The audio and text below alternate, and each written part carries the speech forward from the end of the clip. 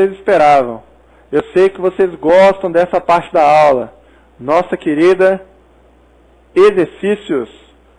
Porque aí é que vocês vão ver no mundo real como é que cai esse monte de sopa de letrinha que eu passei para vocês, né? Então vamos lá para o primeiro exercício. Questões aí selecionadas do CESP, todas de 2008, tá?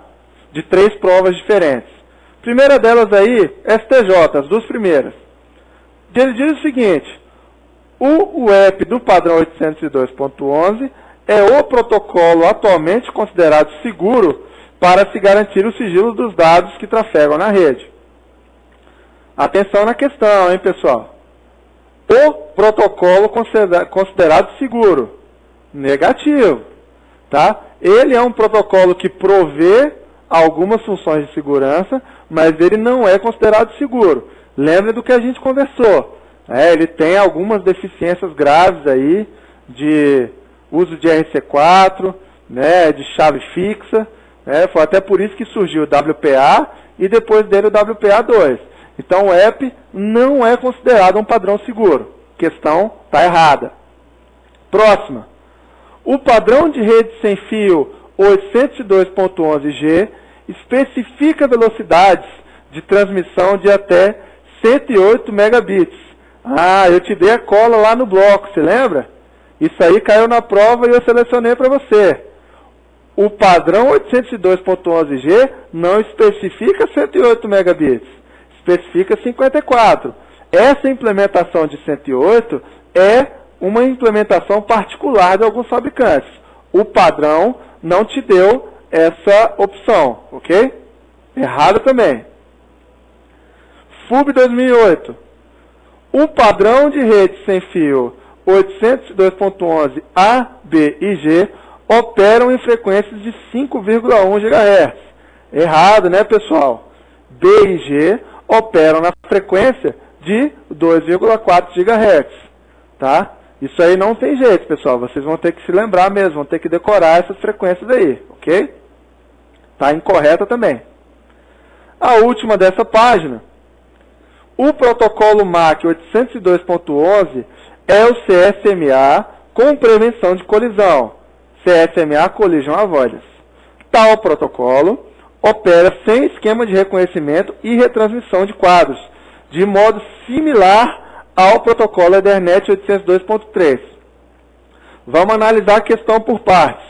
Até o ponto e vírgula ali, depois de Collision Avoidance, estava certo. Realmente, o protocolo de prevenção de colisão no 802.11 é o CSMA-CA. Parte de baixo.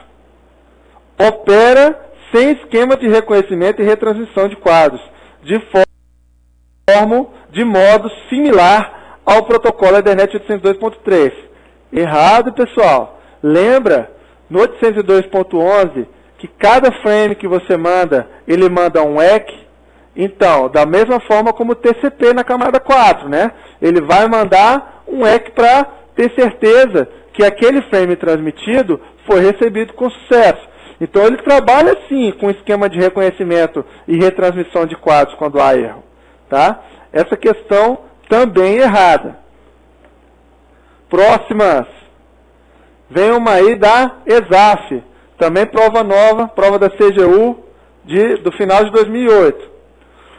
No padrão 802.11b, os pontos de acesso ou access points enviam quadros de sinalização para... Quadro de sinalização, hein? Quais são as opções disponíveis? Informar seu identificador de conjunto de serviços, ou SSID, e seu endereço MAC. Efetuar a varredura dos 11 canais. Negociar com as estações sem fio o protocolo de associação a ser usado. Enviar uma mensagem de descoberta DHCP. Ou efetuar a autenticação das estações sem fio. Vamos lá, pessoal. Começando de baixo para cima. O quadro de sinalização serve para quê? O Access Point envia o famoso Beacon Frame para dizer que ele tem aquela identificação SSID. Se lembra? É o Beacon Frame.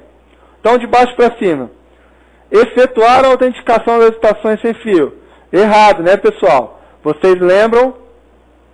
Naqueles tipos de frames que eu passei para vocês, os 3 tipos, os frames de gerência, você tem o frame específico de autenticação. Lembra? Não é o frame de sinalização. Letra D, lá embaixo. Enviar uma mensagem de descoberta DHCP às estações sem fio. Não. DHCP é o quê? Atribuição de endereço IP dinâmico para a camada 3, endereço IP. Como é que eu vou atribuir um endereço IP se eu ainda nem conversei protocolo de camada 2, camada física? Não pode, né? Está incorreto também, ele misturou os conceitos, cuidado. Negociar com as estações o protocolo de associação a ser usado? Não. Protocolo de sinalização, o quadro de sinalização, melhor dizendo, vai te mandar as informações. A negociação de associação é um passo posterior a isso, tá? E efetuar a varredura dos 11 canais de frequência. O Access Point não vai mandar um quadro de sinalização para isso, ok? Sobra só o quê? A letra A aí. Ele vai informar o SSID e o endereço MAC, ok? Gabarito letra A. Saindo um pouquinho da ESAF, voltando para o CESP, temos 4 questões aí, tá? Essas são um pouquinho mais antigas, são de 2007. Os protocolos da família 802.11 são mais pertinentes ao funcionamento de um hub que ao funcionamento de um roteador. E aí, ó, você vai ter que lembrar do conceito que você aprendeu lá nas nossas primeiras aulas de dispositivos. Como é que funciona um hub? O hub é o quê? O repetidor multiporta. Ele recebe e retransmite para todas as estações. Quem é a estação de destino vai receber. Tá? O roteador vai escolher o caminho e mandar apenas para o de destino.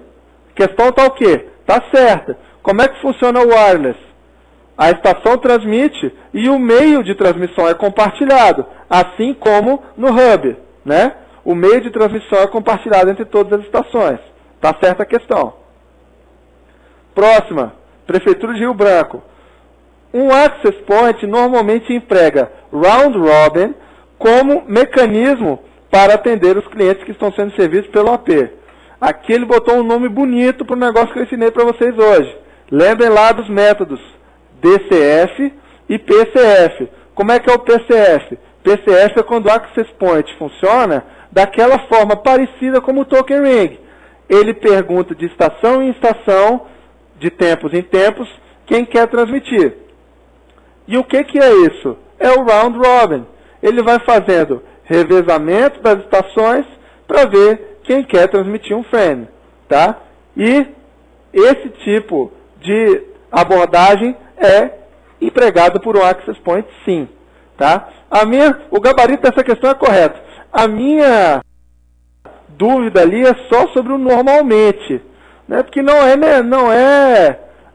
lembre-se que o uso de PCF não é obrigatório. Tá? Você pode usar DCF, se for o caso. Tá? Mas como você tem um access point, eu acho que a questão realmente serve aqui, está correta. Próxima. O AP é um equipamento que permite a conexão por interface sem fio. AP que implemente apenas o padrão 802.11b possui uma taxa máxima de transmissão de 11 megabits por segundo. Pessoal, vão ter que lembrar lá das 4, hein? 802.11b, 11, A e G, 54, e N, típico 200, previsto entre 300 e 500. Então, o que vai acontecer? Lembre, não decore por ordem alfabética esse aí, hein? Se você decorar, você vai se dar mal. Por quê? O A tem uma velocidade de transmissão maior do que 802.11b.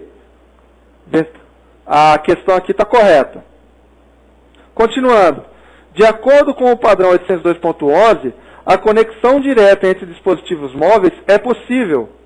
Esse tipo de comunicação sem a interferência do ponto de acesso, é conhecido como modo de comunicação ad hoc. Lembra lá, né, pessoal? Dois tipos de rede, ad hoc e infraestrutura. Infraestrutura é quando você tem um access point para mediar, e ad hoc é quando as estações conversam diretamente entre elas. A questão também está correta. Questãozinha da FCC. As redes. Essa foi a única questão que fala de WiMAX que eu achei nas provas dos últimos 3 anos. Então, né, bem tranquila a questão por enquanto. Até agora não apareceu nada. As redes, o wireless e o WiMAX na ordem aí, diferem em detalhes importantes, como o fato de o padrão 802.11. Vamos lá, letra A. Ser mais adequado a ambientes não móveis, quanto 802.16 ser mais especificamente utilizado em telefonia móvel. Contrário, né, pessoal? 802.16 é o quê? Banda larga sem fio, mas o padrão é previsto para que as antenas fiquem não móveis. O 802.11 te dá alguma mobilidade. Ele inverteu aí o conceito. B. Operar em uma faixa de frequência muito mais alta do que a usada por 802.16. Errado também, né, gente? 802.16 usa, dependendo do padrão aí, o original, até mais de 60 GHz. O 802.11 usa 2,4 ou 5. Está errado também. Ter sido projetado para a Ethernet móvel, enquanto o 802.16 foi projetado para ser uma rede de televisão a cabo sem fio, mais estacionária. Ele misturou alguns conceitos aqui, mas o gabarito vai ser esse aqui mesmo, tá? Vamos ler o resto. Por ser de aplicação estacionária em edifícios, usar amplamente o full duplex e exige menos investimentos do que o exito half duplex 802.16. Errado, né, pessoal? 802.16 é uma tecnologia que exige mais investimento hoje. E ele está dizendo aqui que o 802.16 não é omnidirecional. Errado, né? 802.11 transmite em todas as direções. Só sobra a letra C aqui. Ele misturou o conceito, falou que é uma Ethernet móvel. Não é uma Ethernet móvel. Ethernet é padrão 802.3. É uma rede que usa, que se comunica com a Ethernet, mas é uma rede sem fio. Tá? Apesar da confusão de conceitos aqui, o gabarito da FCC nessa questão é a letra C. Penúltimo slide. Uma questão do CESP e outra da FCC aí para vocês. Nos últimos anos, tem se tornado comum a opção por redes locais wireless com base na tecnologia Wi-Fi 802.11, em que access points podem ser adotados, cada um dos quais formando uma célula. É isso aí, pessoal, lembra? A área abrangida por um determinado access point chama célula e contém os BSS, que são os serviços básicos providos dentro daquela célula pelo access point. Questão correta. Outra da FCC. Quando empregado o modo de operação DCF, ou Distributed Coordination Function, o 802.11, na abstenção de colisão, vai usar o protocolo. Questão tá mole. Olha só, da letra B até a letra E, ele colocou só conceitos de espaço interframe. PIFs, NAV, DIFs e CIFs. Só para lembrar, CIFs é o menorzinho, aqueles frames de controle. O PIFs é o segundo, faz, né, a comunicação de access point. O DIFs é o terceiro maior, que faz, né, aquele intervalo de tempo que a estação aguarda. O NAV é aquele espaço de tempo quando você está usando RTS, CTS. E no modo de operação DCF vai ser o quê? CSMA-CA. Questão dada. E agora guardei o mais divertido para o final. Essa questão aqui, rapaziada, foi discursiva da prova do Supremo esse ano. Discursiva. Canetão. Você tinha que falar de tudo isso aqui na prova. Então, se você prestou atenção nos blocos, você sabe matar. Vamos dizer linhas gerais aí? Ele fez uma introduçãozinha dizendo o que eram as redes wireless e pediu para você falar do seguinte. qual a diferença entre o modo de operação DCF e PCF, como funciona o mecanismo de acesso ao e-mail, como o padrão resolve o problema do terminal escondido, com relação ao desempenho da rede, quais considerações devem ser levantadas quanto à escolha do canal e quais medidas de segurança podem ser implementadas para melhorar a segurança das informações e restringir o acesso à rede. Então vamos lá. Primeiro ponto, diferença entre DCF e PCF. Lembra o que a gente viu? PCF, você tem um access point coordenando as comunicações. Então você não vai ter colisão e você vai trabalhar de uma forma análoga como se fosse um token ring. No caso do DCF, não. Você vai usar CSMA Collision Avoidance, tá? Para você transmitir os dados pelo meio. E aí você já responde um pedaço da segunda questão. Como funciona o mecanismo de acesso ao meio? Você vai falar do CSMA-CA, que ele tem que aguardar o tempo DIFS para transmitir. Você vai falar do back-off exponencial, se o meio estiver sendo usado. Tá legal? Você fala do RTS-CTS opcional, com aqueles espaços de DIFs, CIFs e PIFs, ok? E, né, você fala também no caso do PCF, né, que ele vai usar um mecanismo diferente. Próximo, como resolve o problema do terminal escondido? Você lembra? Ele tem RTS, CTS, né, para diminuir isso aí, né, a reserva de meio, e no caso de um access point, usando o PCF, o access point vai fazer a coordenação. Então você não vai ter colisão. Tá? São duas formas de você resolver o terminal escondido. Desempenho da rede. Quais considerações devem ser levantadas quanto à escolha do canal? Você vai lembrar, pessoal. Canal. Você primeiro vai ter que falar que B e G usam uma frequência de 2.4, o A usa uma frequência de 5 GHz. Vai ter que dizer que essas frequências têm interferências diferentes, em níveis diferentes.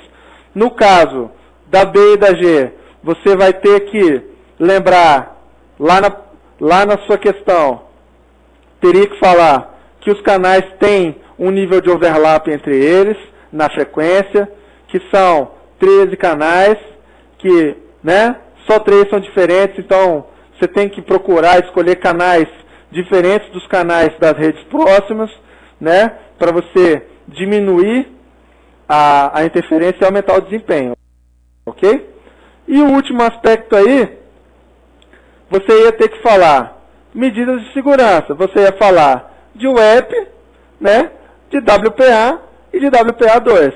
O que você pode fazer para aumentar a segurança? Então, ia dizer que você pode colocar uma chave WEP, ou, melhor ainda, uma chave WPA, ia falar da mudança periódica de chave usando TK/IP, ia falar das melhorias trazidas pelo WPA2 com relação à cifragem e com relação à criptografia, né?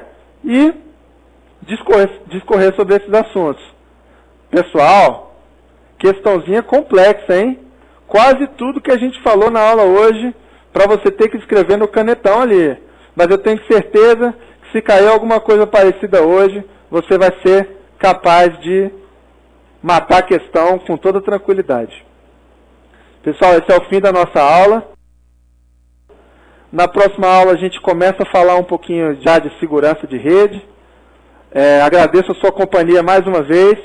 Espero que você esteja conseguindo assimilar bastante os conhecimentos. E até a próxima.